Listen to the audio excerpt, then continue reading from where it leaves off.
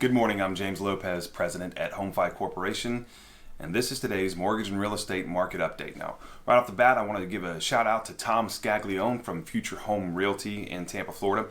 Tom had a great question, left a comment on our video from yesterday about the housing bubble, and he was asking basically, is the data and the commentary that we give, is it localized? Is it about a local or specific region?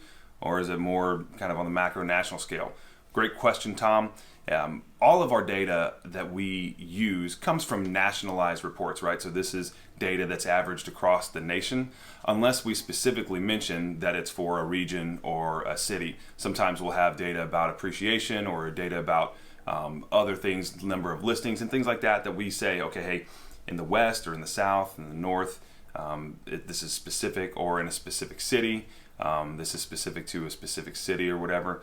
But generally, as a whole, the factual data that we use is going to be nationalized on a macro level. Now, the anecdotal data that we use probably is a little bit different. Our headquarters are in Florida. We operate in mostly southern states right now. And so our anecdotal data that we use and just kind of our general observations are probably going to be colored with a little more regionality, a little more regionalized. That's definitely true, especially when it comes to some of the stories that we hear when we talk about our real estate agents that we partner with and brokers that we partner with and stuff like that. However, when we do talk about the trends and what we see potentially happening, what we think happening, we're generally speaking more on the national level.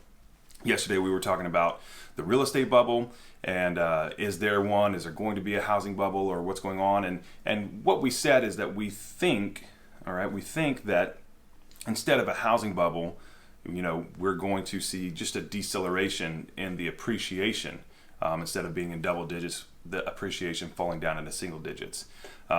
Again, that idea or thought is probably more on the national level. Now, there are always outliers that buck or defy the data in every scenario and every trend, and for various reasons. But as a whole, what we think about the housing bubble in general, on a national level, we think that it'll be more of a deceleration in appreciation as opposed to a bubble.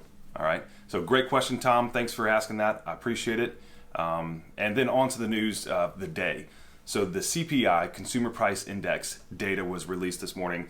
And the headline data was a mixed bag. On some points, it was higher than expected. On other points, it was lower than expected. Now, the CPI measures inflation data. It measures the cost for consumer prices, and it came in month over month for the month of March at 1.2%. That was higher than expected. It was expected to be at 1%.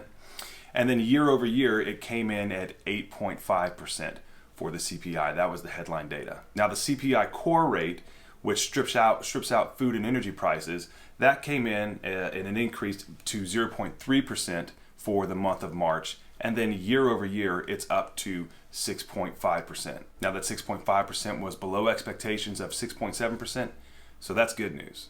Now, bonds were already a hair stronger during the overnight session, with most of the gains coming from the second half of the European session and the early trading sessions here locally. But the CPI report is kind of adding to those gains just a little bit as well. So this morning, mortgage bonds are up 50 basis points. The 10-year yield is down about 5 basis points at the time of recording.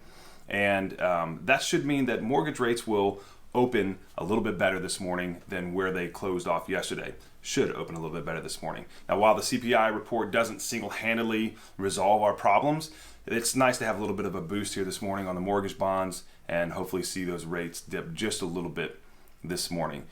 It still remains to be seen if this is going to be an overall shift in the way that the bond market is going right now. That's yet to be seen. Tomorrow we'll have the Mortgage Bankers Association mortgage application data. We'll be getting you that information tomorrow morning. Other than that, that's all that we've got for today. Hope you have a wonderful day. Listen, Tom, thank you so much for leaving a comment and asking that question. We appreciate it. If you have a comment or a question, please be sure to go to our YouTube channel. Like, comment, subscribe to our YouTube channel. We'd love to have a discussion with you. Head over to Facebook, like our Facebook page over there, and follow our Facebook page for daily updates like this. Hope you have a great day, and we will see you tomorrow.